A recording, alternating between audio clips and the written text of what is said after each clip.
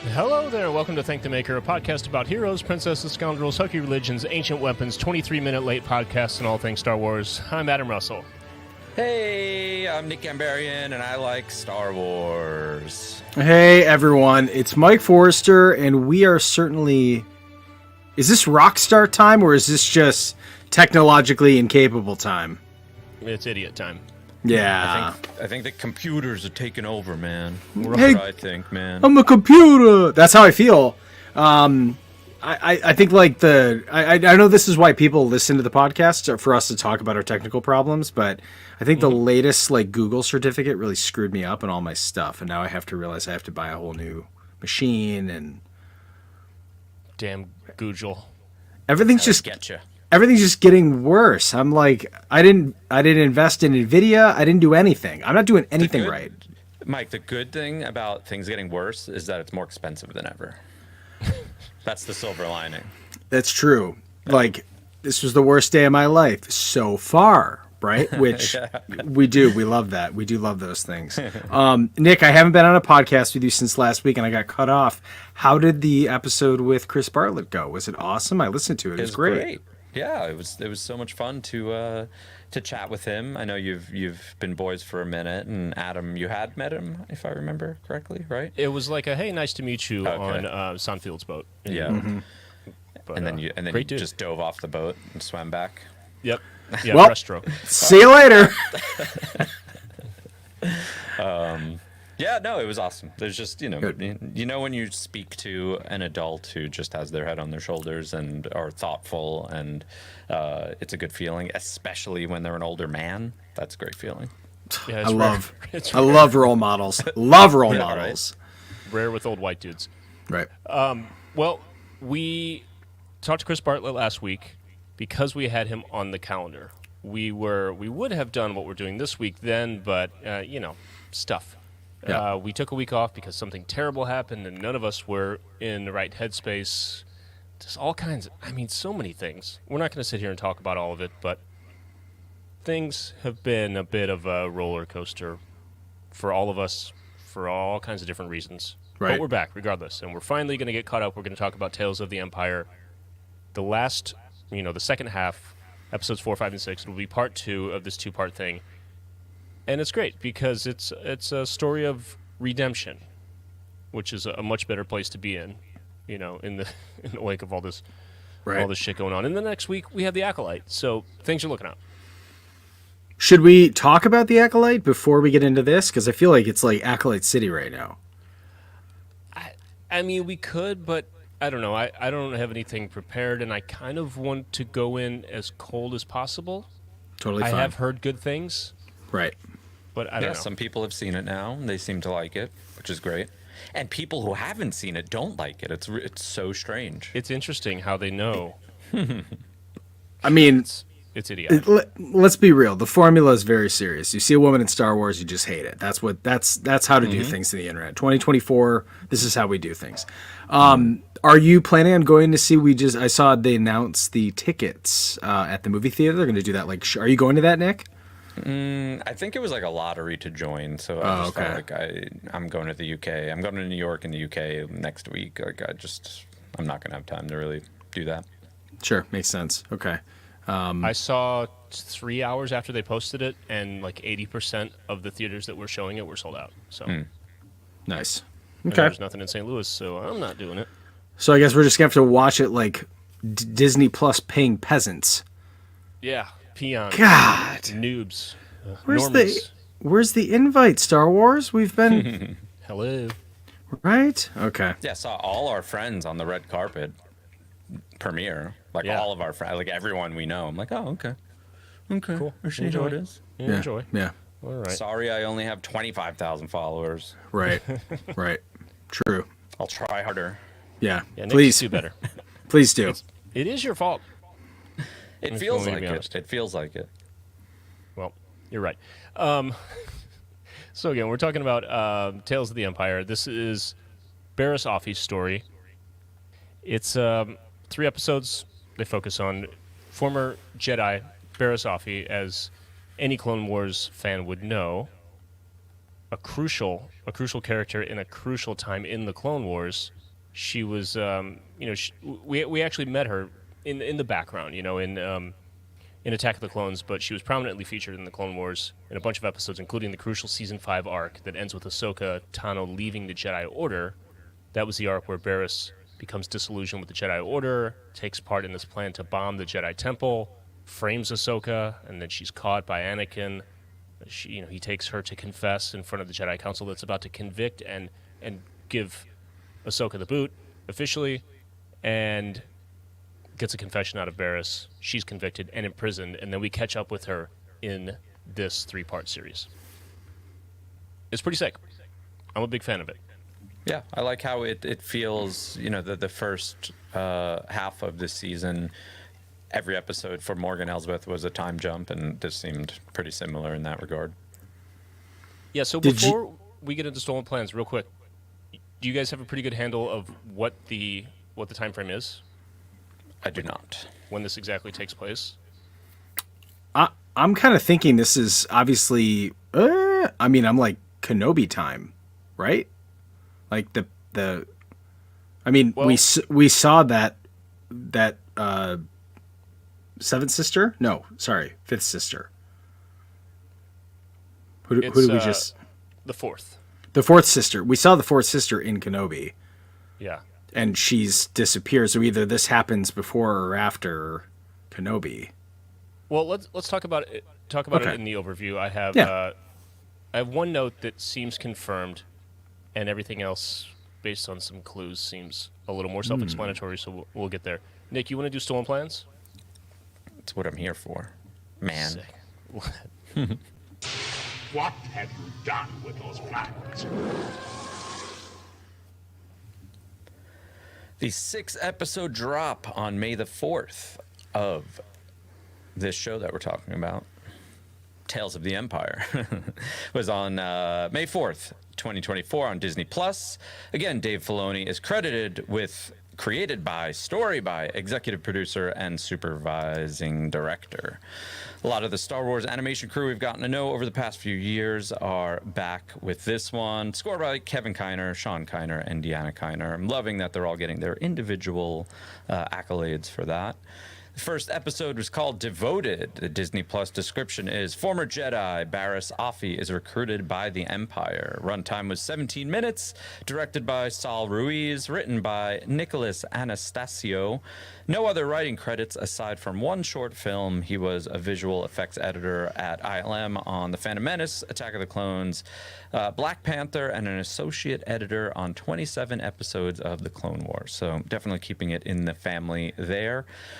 This episode stars Zeno Robinson as Ahmar. Tons of anime voices. That's one of his bigger, kind of, not to use the word accolades again, but someone who does a lot of anime voices. So this is his first role in Star Wars, it seems. Nice. Meredith Salinger reprising her role as the voice of Barriss Offee. Jason Isaacs reprising his role as the voice of the Grand Inquisitor. Good to have him back. Raya Kilstead as Lynn Rakesh, a.k.a. the fourth sister, the same actor who played the fourth sister in the Obi-Wan Kenobi series. And Nicholas Cantu as Dante, voice of Leonardo in Teenage Mutant Ninja Turtles Mutant Mayhem, which is sweet. You know what? I have only seen about half of that, and I think it's awesome. I don't remember another time where I was so convinced that it's awesome, like something I've only seen half of was awesome. It's great. It's super fun. It's so good. I saw it in the theater by myself. Yeah, I mean, I think maybe I saw half of it on a plane, which is why I never went back to it. I just forgot, but I was like, this is amazing. As one does. And then D. Bradley Baker voices a clone trooper. Shocking. Got all the scoops here on Thank the Maker. The next episode, Realization, the Disney Plus description. On a mission to hunt a fugitive, complications change Barriss Offee forever. Runtime's a short 13 minutes. Once again, directed by Stuart Lee, written by Matt Michnovich, and starring Keith Ferguson as the governor. He's done some video game voices, a couple of Old Republic games, the Vader Immortal series. Also, he voiced Han Solo in all 3 Robot Chicken Star Wars episodes. Amazing. And Rye Chase as the Jedi, unnamed Jedi. They voiced the character called Metz, M-E-T-Z, in Young Jedi Adventures. There was one good caption, considering that this Jedi was called the Jedi. There was one good subtitle that said "The Jedi Pants," which is great. I'm sure other people noticed that. And Jordan Currit as young girl voiced a character. She voiced the character in Star Wars Visions Season 2, Episode 8, The Pit. And the final pit. episode of this arc. We're all in it, pit. Go ahead.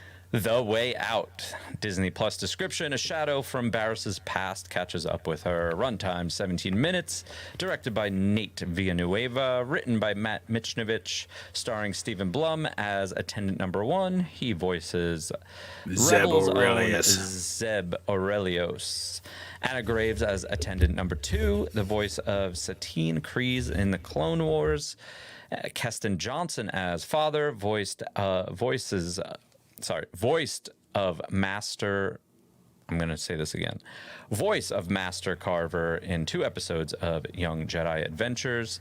And Susie McGrath returns as the Mother, voice of Rivora in Star Wars Resistance. Nice. Very nice. Very nice. So, like I talked about before, this is Barriss Offee's. I mean, really, this like wraps up the rest of her life, and we'll get into specifically what happens. But it picks 3 key moments. I hope this isn't the end for her in terms of stories that we get, especially when you think about the time jump that happens between episodes 5 and 6. Well, actually, let's talk about that time, kind of the layout of it right now. So, episode 4, Devoted. This happens right when Order 66 is happening. She's seeing it happening out of her window. She could see the temple a long way away. Did you notice that music was the same music?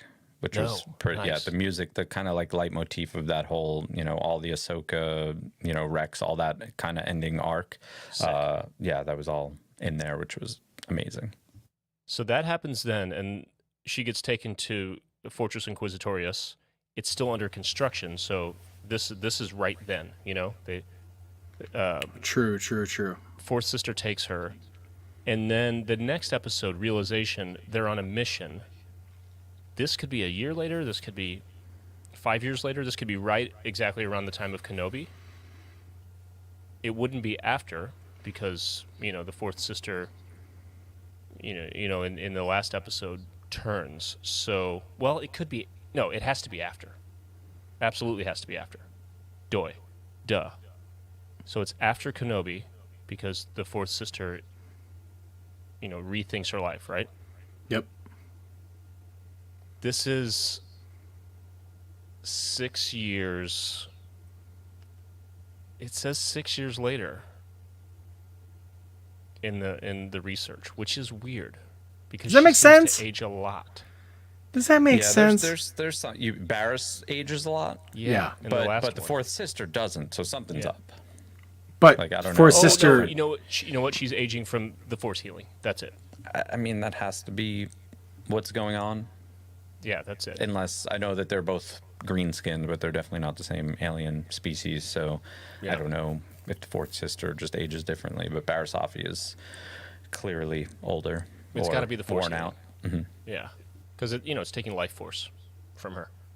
Anyway, point being, it's sometime after Kenobi, because the Fourth Sister turns away from the dark side,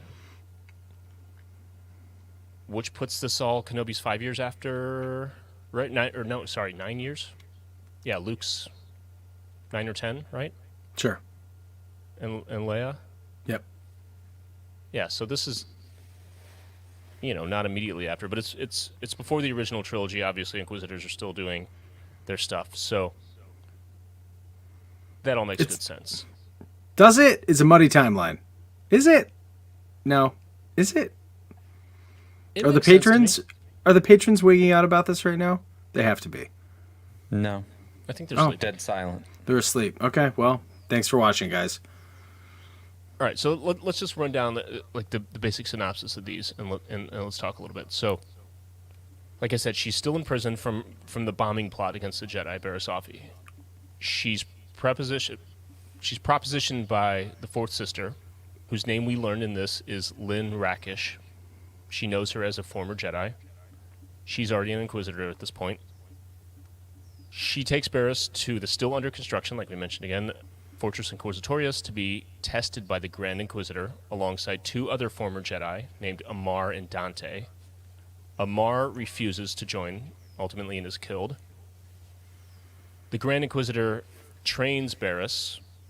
There's a nice little, like initial training thing where he's kind of helping her pull out the dark side. Right. There's a layout of all these lightsabers that were taken from Jedi, and apparently, like, I just read this, all the lightsabers in the temple were destroyed. So these are presumably captured Jedi lightsabers or killed by Inquisitors, which makes it extra sick. Anyway, point being, she sort of passes that next stage of the test, and then the final test, she has to face off and fight to the death Dante, because there can only be one. They go Highlander style, and who's going to make it to the end of this round to become an Inquisitor. Barris ultimately defeats Dante with a force choke. It's, like, what is the game that this is like? It's like It's like a really messed up version of like musical chairs. yeah, but it's also PUBG, that style of Like a war zone or something, Yes. or Yeah, battleground, battle zone or whatever. yeah, it's closing in, and there's a pit in the middle of the pit, and it's either fight or die. So she force chokes Dante, kills him, he falls to his death. She's now an Inquisitor. She gets a helmet. So then the current lineup at this point is Barris, the fourth sister, Marak from Ahsoka, and the sixth brother. Is that officially called the sixth brother? I assume so. Like, It I'm has to reading be. this, but is it legit? Anyway, and then they meet their new master, Darth Vader. Sick ending. Which, that's Anakin. He was probably like, "Oh damn, Barris, I remember Yeah, you." yeah. Like, what a turn. Yeah, Like, That's cool. And how he kind of just like sits down on the Yeah, throne. no lines, no right. nothing. You're like, yeah. yeah, okay. The interesting thing about the Inquisitorius whole thing is that Vader's like loosely in charge of it, but he's also skeptical of it. If you read deeper into it, because any dark side user is a threat to any other Sith. You know what I mean? Right. So it's an interesting dynamic, like where he was the one that brought Barris to justice, and then he betrays the person that he brought her to justice to save. Right. And then it's just like, it's just layers upon layers. Mm-hmm. And this makes me want something like Kenobi that's just Vader, and we get his inner monologue, like we Yeah. got Kenobi's. It You know would what be I mean? so good. Like, Think what about an it going through all this easy. shit. I don't want to say what an easy, like, just grand slam for Disney Plus, but like, man, just do a Darth Vader miniseries. Why People not? would eat that shit up. Yeah. Hey, is Battle Royale what you were talking about? Yeah. Henry Clark just said Yep. that in the Yep, in that's the, it. the stream chat. There you go. Points for you, Nice. Henry Nailed Clark. it. Let's see. Realization, the second one, episode 5. So Barris goes on a mission. This is presumably like her first mission. I get the vibe like it's her first mission. The whole thing seems like her time as an Inquisitor is pretty limited. But they go on this mission, she and the fourth sister, to hunt down a Jedi believed to be aiding a rebel cell on this desolate planet. They arrive at this town. It's in ruins, where the fourth sister, a lot like we've seen the Inquisitors do in the past, a lot like we see them in Kenobi, show up and just start intimidating, interrogating, questioning villagers, killing people, And despite Barris protesting and trying to show compassion to these people, Fourth Sister's not having it. They head into the mountains to find this Jedi because they get a lead, and ultimately there's a showdown. There's a battle, and Barriss steps in, because this is her turning point, right? Where she's not taking it anymore, and even though she's disillusioned by the Jedi, she's just not down with this full dark side thing. So, in a way, I don't know. We can talk about this, but did you guys get the vibe that she ever fully turned, or was this all just like a desperation kind of like wavering because she was always in a weird spot? Even in the Clone Wars, like, yes, she bombed the Jedi Temple, but she was led astray into the middle more than fully to the dark side. Yeah, it's hard to say without seeing.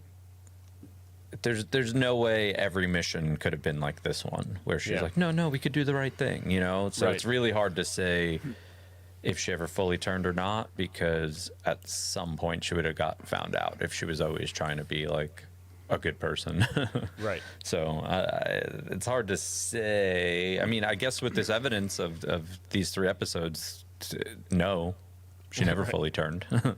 But I assume she went on many missions where she had to do some bad guy stuff. I mean, I think if you look at Barriss, I think what's interesting about Barriss is that the theme of the Clone Wars was always the philosophy of the Jedi, right? Pong Krell. What do we say? What do all my homies say? Pong Krell. But if you look at the interesting part about why Barriss did what she did, it's very easy to look at the Jedi and think in terms of the children get taken away to go be trained, that there is almost like a philosophy of saying, we agree that some things about the Jedi Order are not perfect. It's the way that we've always done things, but if that's never been challenged, if there was an attachment issue to Luminara, if she never felt like she was, I'm sure that there's a novel out there that explains this dynamic more, but for Barriss to empathize so much with a kid, Barriss was basically a kid herself, kind of like how Ahsoka was, right? Like, you could certainly see how Barriss almost represented those things that the Jedi Order set themselves up to fail on, right? And so the idea of Barriss being never fully committed to the idea of being on the dark side is almost like, is it more of cry for help than it is actually desiring to bring the Jedi Order down? Yes. You know what I mean? So I see that because the way that, you find people who have those connections, like she went right up to the kid and was like, I have, hey, like, you could trust me. That, to me, that was someone who's gone through childhood trauma. That was someone who knows that face of fear, right? So I think Barriss is an interesting case, and I hope in these 3 episodes there was enough interest to possibly. And I know Star Wars is horrible for this. Everyone dies. No one's ever really gone. I get it, right? I hear the internet screaming already, but Barriss is a character like Ahsoka that is pretty rich with development that I think I'd love to see more of that time in her life. Yeah, and there is such a, like we've talked about so many times, like a Hitler Youth kind of vibe, where you've got these kids that are brainwashed, or they're young and angsty, and they're looking for someone to blame. They're looking for somewhere place to direct that angst, and they do things that they don't necessarily understand the consequences of. So that's a great point, that she was young like Ahsoka, and she was sort of like lashing out. It was like a cry for help. And then she gets down this path that she realizes is not where she wants to be. Right. And, she's like pleading with that, with the Jedi in the mountains, turn yourself in, and this will be okay. Just basically like. Did she believe that though? It's like, that's the thing. Yeah. Like at some point eventually, like, they realize, like, you're just a German soldier, and eventually you have to go, like, we are not planning on letting you leave this camp, even if you work a lot, like. Yeah. So I don't know. It's very interesting to think about, but I think that's what makes her a rich character, is the idea of going, Am I just following orders? Am I going along with something because I realize now the Jedi have fallen? There is no other option for me. Right. Which, again, people who are hurt are easy to manipulate, and that's a book right out of the A lot the of Empire. manipulation going on back then, even, not Right. necessarily with her, but you never Right. know. Yep. Right. So ultimately, in the middle of this fight, Barriss gets kind of her ability to tolerate what's going on gets pushed too far. She has it out with the Fourth Sister. Force pushes her off a cliff, turns back to the light. This is her turning point. We move on to The Way Out, episode 6. And like we said, I read that this was 6 years after this thing with 6 years after this thing with the Fourth Sister. So she has since left. It's 6 years from that point. So let's say, I don't know, it's months, a year after Order 66. So we're still not too far in. We're not quite. We're somewhere around there. I don't know. Point being, there's a couple fleeing from the Empire to protect their Force-sensitive newborn. They're seeking help from a mysterious healer, and they kind of approach this little settlement, if you want to call it that. The healer is revealed to be Barriss Offee, now living in exile, helping people, Force healing. And this coincides with, I don't know how she knows, I don't remember, but the Fourth Sister's coming, basically. And instead of taking the baby and dealing with this right here in the moment, she gives them coordinates, says, go see an old friend of mine, which we would have to assume is Ahsoka, right? If they made up, I don't know why she would say my friend of mine. I mean, it could be Ahsoka. It could be. This feels like it's all part of the path, right? That's 100%. So, Yeah. So there's whoever's involved with that at that point, Right. yeah. So sends the family away, and then the Fourth Sister shows up. They a fight ensues, but Barriss is doing basically what the Inquisitor was doing at the beginning when he trained her, hands behind the back, very Kill Bill style, Sure.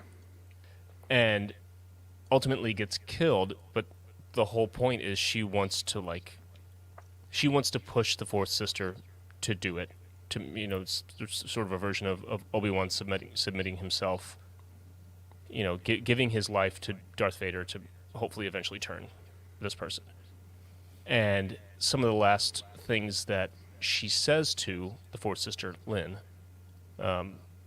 she basically tells her to find her true self, which she then goes on to do, abandons her role as an Inquisitor, carries Barriss's body out of the cave, and is apparently on a new path. This is the end for her.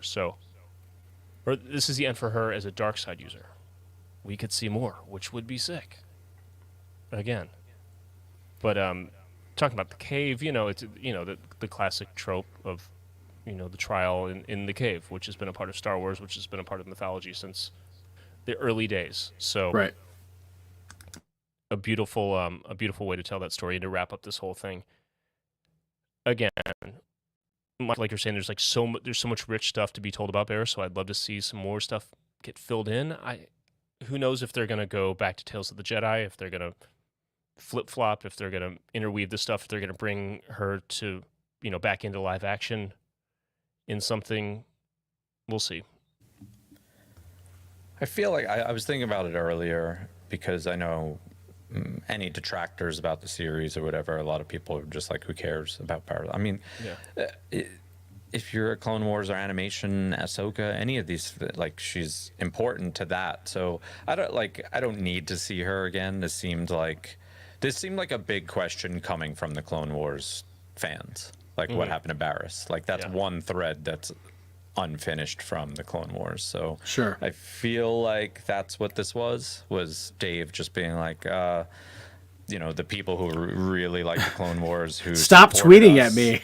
Yeah, but who like really made this something, which is the reason why we have live action Ahsoka right now. Right. Like let's just give them a little something. So Nick, I do don't we know. have any Feels over to me. do we have any Barris toys? Have we got a Black Series of Barris I don't. or vintage think collection? I think there's a vintage collection. I don't think there's a Black Series. That's a Okay. great question. I need to find out the answer right now. Talk Okay. amongst yourselves. Well, because there's a Luminara, Black Series and vintage collection, I believe. But I don't know if there's a Barris, which I'd be interested in that. Yeah, I think all in all, when we're always talking about this philosophy of like the dark side and balance, right? It's like one, like you're saying, Adam, Obi-Wan giving up his good to cure the bad in Vader. This kind of feels like the same thing. This kind of feels like Barris being a healer, that the last person that she healed is Lynn, right? And that's a pretty poetic thing. I think all in all, this was a really great little series that of course, I'm a fan of anything animated. I'm like, I wish they were all half hour long. But the story that was needed to be told was told incredibly well. And so now are we at a point where, that and for us too, I would love to know more of like how the Inquisitors over time, because I think we've seen almost all of them at this point we've seen how they've failed, right? Like we have seen the demise of every Inquisitor that's fallen to a Jedi, basically. Besides Vader taking out the Seventh Sister in Fallen Order. Yeah. I believe you're right. I can't think of any that's just even that lineup there. Well, the sixth brother, seventh brother, whoever it is. Oh, who got killed? Who got killed by Ahsoka? The Hawk face. Yeah. So we didn't see the deaths of everyone in Kenobi. Yeah, we have loose ends still. Okay, we do. Okay, all right. We're getting close though. We are getting real close. Unless there's another dozen of them. Which, completely on the table. 15th sister. Nick, you read Rise of the Red Blade. Isn't that also an Inquisitor? I did not read that. Oh, okay. All right. But We'll bring someone to talk about books. Story. Marok, he was reanimated, so we haven't seen his death, but we know that he died. Mm-hmm. But was he reanimated, or was that a deal with Morgan Elsbeth? I mean, Night Sister Fart Dust came out of him when he died. Well, but you know what I mean though, right? It's like there was obviously a team up between, like, there was a break. There's obviously a break in philosophy between Thrawn and the Empire. Is Morgan Elsbeth like, I can help you create? Was Marok another Night Sister attempt to be like, here, let us give you something? And the Empire's like, you're not going to animate a whole army. What are you, Grand Admiral Thrawn? Right. 10 years after the fall of our second Death Star? Come on. So I don't know. I think there could be something interesting in that backstory, which we may never get, but I don't know. And why did the other Inquisitor, he was like, kind of, someone let the air out. Yeah. But I don't know. It's but real strange. Unanswerable questions at this point. It kind of feels like they were trying things.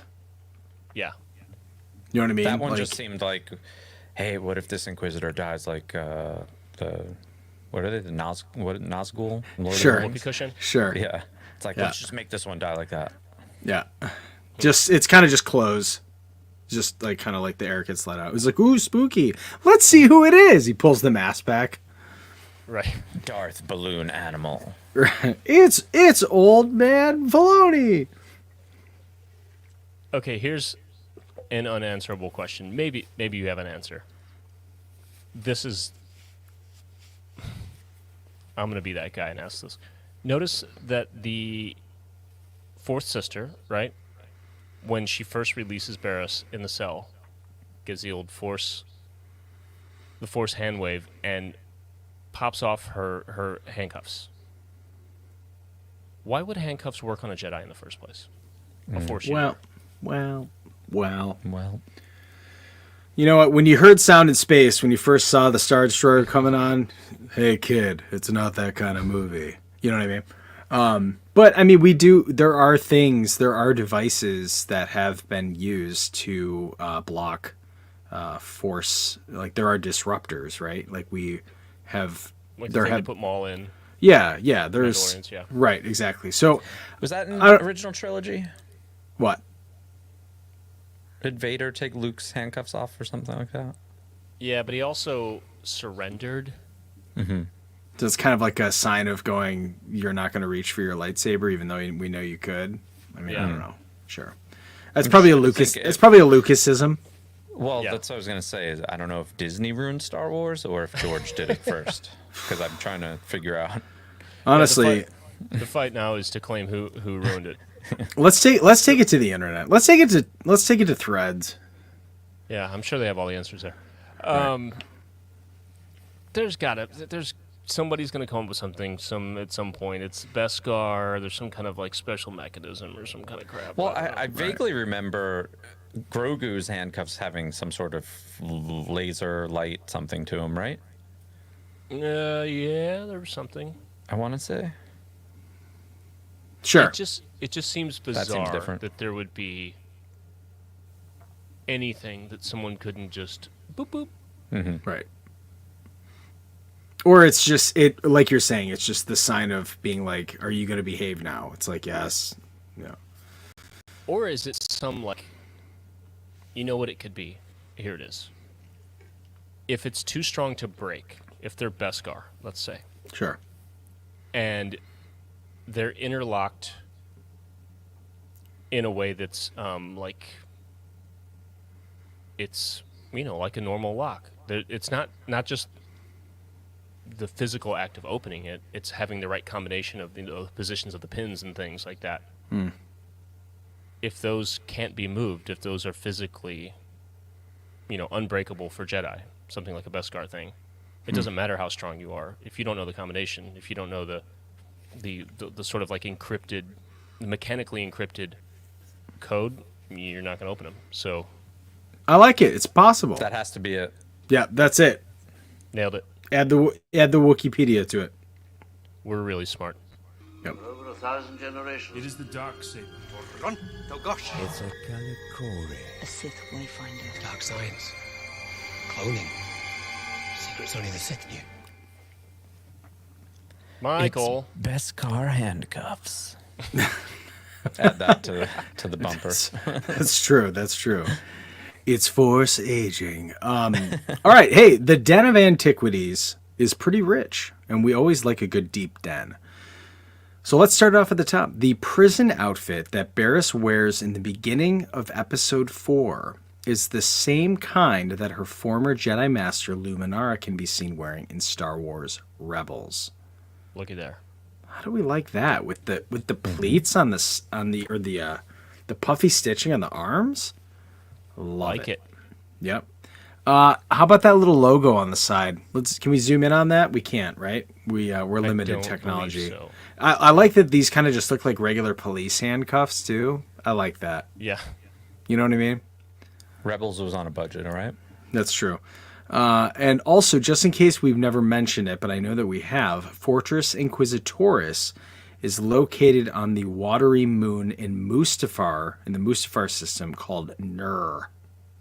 We talked about this pretty extensively in Kenobi. It was also in Fallen Order. A lot of love for the Inquisitors over the last couple years, right?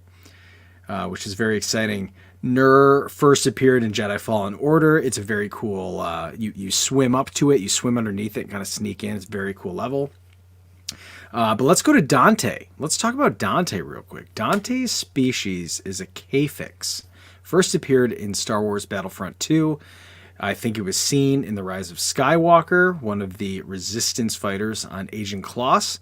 And also in the High Republic Fallen Star, there is a K-Fix that is one of the Nihil Marauders, which are, I say Nihil, and I'm not sure if I'm supposed to say Nihil, but that's how I say it. So, yeah. The 3 Inquisitors, other than the Grand Inquisitor, are the 4th Sister, featured in Obi-Wan Kenobi. We have her coming next, I assume. There we go. Nope, we're out. Oh, dang it, we're out of order. Let's go to the unnamed Inquisitor. Let's get on this point first. The unnamed Inquisitor from Tales of the Jedi that's killed by Ahsoka, who looks incredibly badass, and we only found out after he was killed that he was made completely out of farts. So here we go. We also have Marok from, how do we say it? Marok? I always say Marok. Is it Merrick? Yeah. Barack Obama. Barack Obama. From Ahsoka, he was the assistant. The assassin that was working for Morgan Elsbeth, and then we would find that once he was killed, he was made of Dathomirian pixie dust, which shows that he was probably some kind of Night Sister aide, or was he reanimated? We don't know, but he had. This was a very cool. This was a wild theory for a while that people were like, it's Ezra. He's and then there was like, it was like they were like, hey, we already got the toys are in production. Can't change it to Ezra now. So that's who he is. He's got I mean, I love the lightsabers. I think this is a design that we've seen before. In Kenobi, they were made by Frank Ippolito and the Thingergy crew. That's a good episode of Armor Party if you're looking to dive in a little bit. But I love these spinning lightsabers. I think these things are awesome. Nice. How about, do we not have the 4th Sister? Let's look her up. Let's look up Lynn. No, we blew it. Okay. But do we have her species? We talk about this? I think it may still be unnamed. Okay. As is the other Jedi that's brought in front of the Inquisitor, the Grand Inquisitor. Right. Unnamed species. Interesting. I love this. So Barriss as a healer. This is a reference to a Now Legends novel series called MedStar. And MedStar 1 is the Battle Surgeons, and MedStar 2 is the Jedi Healer. And look at right there on the cover, none other than Nick, Luminar herself. That's Barriss. I was trying to look up. It's really small. Mm-hmm. But there we go. Yeah. So we have very cool Barrissafi on the cover, healing a Phase 1 clone, which I love this cover. I think that's very awesome. And it takes place during the Clone Wars. The overview of MedStar is that Jedi Padawan Barrissafi and Chief Surgeon Jas Vondar are 2 of a handful of Republic medics on Drongar, where battle rages over control of Bota, a priceless plant that can be found nowhere else in the galaxy. The pace is brutal, as an endless line of medlifters bring in the wounded and dying, mostly clone troopers, but also soldiers of other species. And the conditions are nearly impossible, as both organic healers and medical battle droids. Soaring temperatures and humidity monsoons and devastating electrical storms, pestilential life forms, and constant technical malfunctions to save lives. What is this? Is this a war? My God, what's going on here? For Barrissafi, a Jedi in training, whose primary mandate is to augment the doctors and surgeons, but also to make sure that the Bota is harvested, packed, and shipped correctly. Drongar will be her trial by fire, the test that will determine whether or not she has what it takes to be a Jedi Knight. Ooh. It sounds so Legends expanded universe. Right? They're like this guy's dying over here, but also make sure it's packed up and like airtight. Could you, like suck it up a little bit? It's basically a story of someone getting weed off a planet and then being like, it's crazy right here. This is Columbia in 1978. Star Wars MASH. Yeah, right, exactly. So yeah, I mean, I think having more Barrissafi, I think, is a great thing, because she does represent a lot of things that are, I don't want to say opposite to Ahsoka, but I think what's interesting is that both of their philosophies are probably more aligned than I think people give them credit for. Barris just hasn't had that chance for like that super, those heroic moments. But I like that these 3 episodes kind of gave us a little bit of look into that, which shows that at the end, her and Ahsoka weren't all that much different, which I think is pretty awesome. Different paths. Yep. Can we add to the den that this is clearly her name? I don't know if we've ever mentioned this, but Barris Offee, like barista coffee. This is just George Lucas like taking an eraser and being like, okay, get rid of these letters. No, Yeah. okay. This one's name's Barris Offee. Like looking around the room. Yeah. Right. Go get a hotel under the name Garagely. Oh my god. Good job, George. So that about does it. Again, 3 short episodes, fun little stories. We're all stoked to see more. The Acolyte starts next week, so we're going to be shifting to Tuesdays during that. Yep. So we'll be streaming on Tuesday evenings. I might keep the Thursday morning.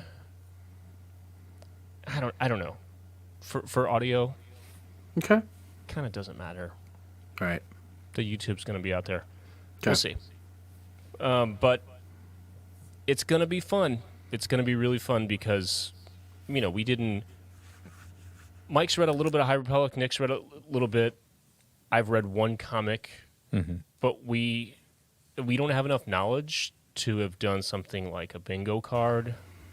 I'm trying not to have super big expectations in terms of like predictions. So Bingo I think card didn't go very well, like the last 2. Yeah, Right. we had an idea of what we were getting into and blew it. Right. So we would have completely blown it on this one. So Right. yeah, I'm excited to just like get on the ride. Yeah, I mean the High Republic era is like hundreds of years, like half. I think it's 200 years before the Phantom Menace. Yeah, but the whole era goes back like at least 500, I would say. Yeah. There's no way they made a series that once again that my mom needs to watch, where she Right. needs knowledge of the publishing initiative of the High Republic. So I think there'll be Easter eggs for those people, but I think in general too, like we haven't really been. I feel like the chart is going downwards for Easter eggs in Star Wars. Like we really haven't been like kind of crushing it. We haven't been getting a lot as far as like little background stuff. Like Bad Batch wasn't very at all Easter eggy. Sure. Ahsoka, Or the Easter eggs and references are front and center, so there's Yeah. not like stuff to dig through. Like Tantus being a thing was just Yeah. like, Right. here's where we are. Yeah. I mean, and I feel like Andor was like, you could tell that there were a lot of people who worked on Andor that were probably like, "Hey Tony, do you mind if I put this thing?" And he's like, "I don't know what any of that shit is. I don't know. Like, go Put ahead." it on the shelf, sure. Right, exactly. So I think what's really fun about the opportunity for Acolyte is that there is a very strong fan base of the High Republic. The writers are awesome. The books are awesome. The story, the vibe. I actually hope that we get more High Republic into what I would consider to be like interactive media. Just not that books are not, but certainly like books are probably the toughest medium for most people to get into besides animation. So I really hope that we get something. I mean, like Eclipse, Star Wars Eclipse was that crazy trailer that came out that people didn't know what was going on with that, and The that's open world game. yeah, and that's kind of Outlaws. Are you talking about Outlaws? No. Star- I remember Star wrong Wars- what Eclipse is? Star Wars Eclipse was like a video game trailer that was super dark. It actually looked more Dune than anything. It started off with those big tribal drums, and it had the guy with no nose. He looked like Voldemort at the end. But that's not an open world thing. That's like a. All we got was this trailer, and it just said Star Wars Eclipse, and people were like, "It's set in the it's set in the High Republic." But that's all that we know. That's still more than a year away, though. At least, right? I don't even know if it's in development anymore. I Star read Wars about it recently, and they said it was. I think I heard late 2025, but that might even be too soon.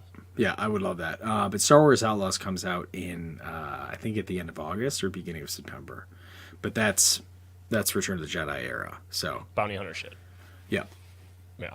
Sick. yeah. So, but yeah, I'm super dude, excited. Also, we get the Lego thing. The essentially what if thing That with looks Dark great. Jar Jar and so on. Yep, yep. I'm very excited about that. Yeah. Good times. All right. Lastly, Mos Eisley.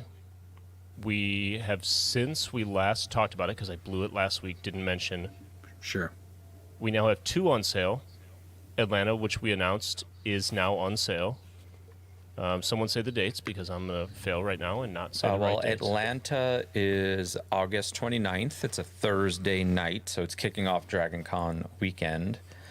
And let's see. San Diego's the 26th of July. Correct. Yep, look at me go. Nice. So both of those are on sale. I know they're far off for people. Are we and a lot of talking people don't about are we talking about what? the other thing that's happening at San Diego? Oh, yeah. Comic-Con? Oh, we could mention that. Let's finish Mos Eisley first. But Sure.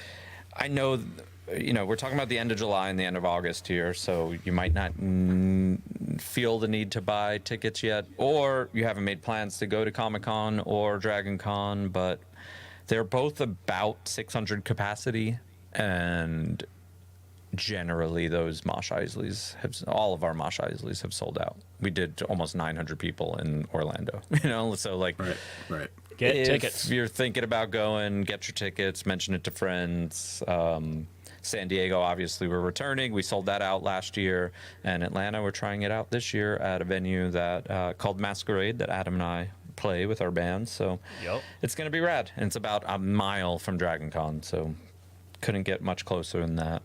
And an exciting thing for San Diego, we can announce right now, is that we got approved for a panel.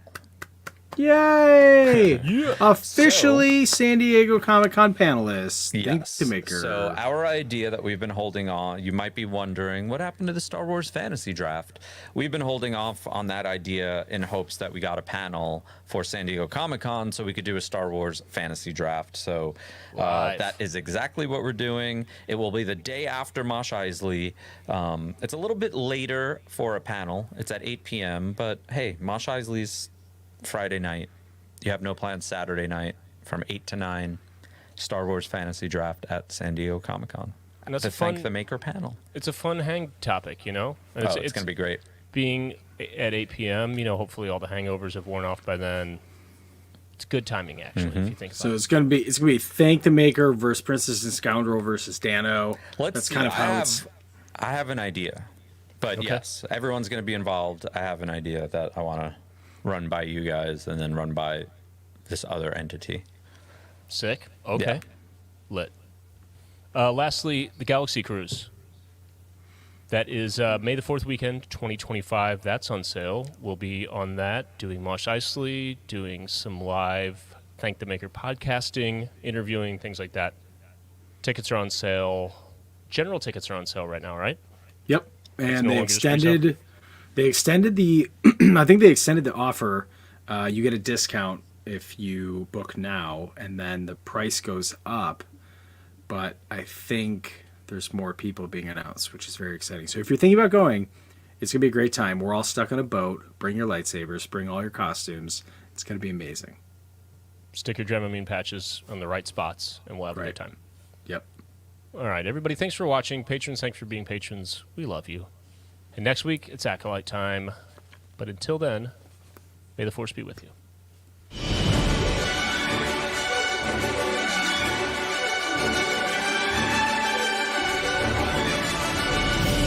If you enjoy Thank the Maker, you can support us by following and leaving a review on Apple Podcasts, Spotify, or wherever you listen. Or you can support us directly at patreon.com/thankthemakerpod, where you can get access to our Discord server, exclusive content, exclusive merch, our recording live stream, and more. Our patrons quite literally make Thank the Maker possible.